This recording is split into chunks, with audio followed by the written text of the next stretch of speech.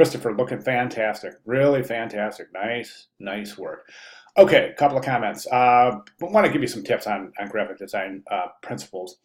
One of the things we use in graphic design is called alignment and proximity. And alignment kind of is really important because whenever you have a chance to align something with something else in graphic design, you really should. Now, this class, I'm not sure that all students at this point in their student career have been introduced to a design grid, and that does ensure alignment. But if you're not using a grid, it's a great idea to align things based on where you're placing them so they don't appear to be randomly placed.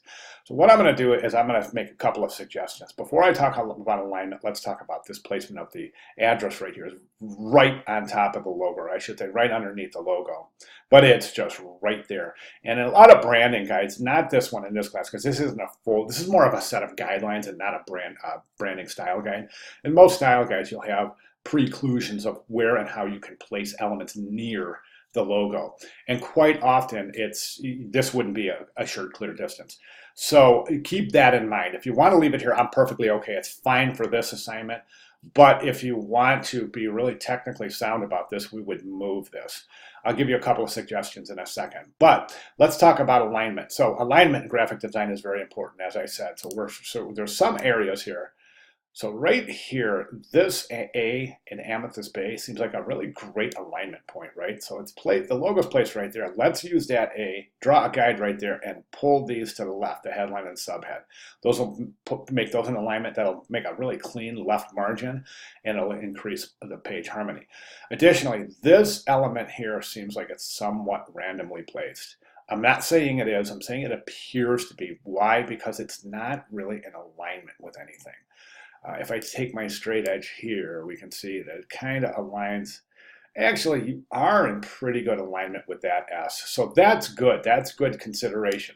However, I would like to remove this a little bit from the main idea, the main thought, place it somewhere around here. I think a great idea would be to align it with the top of the logo. So if we come over here and say this is going to get pulled to the left a little bit, right?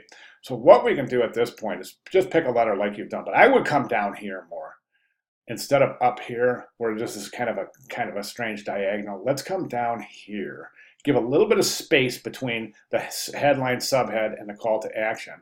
And then, let me see, maybe align it with something with the R or something. So I'm gonna bring it down here a little bit, right here.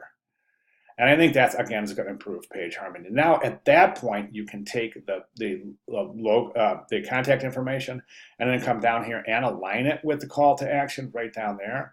Or another thing that you could feasibly do is move the headline subhead down a little bit. I think the space between headline and subhead could be reduced a little bit. Move that down and place that contact information right up there, again, in alignment. So think about it. Try it, and I think that will find that alignment does improve page harmony considerably. So think about it, and if you want to make those changes, have at it. But you've done a fantastic job here, and I'd say you're darn close to being ready. But I would like to see those little alignment changes being made. So for your final submission, which is coming up very quickly. Great job, Christopher. Thank you very much. If you have any questions, please let me know.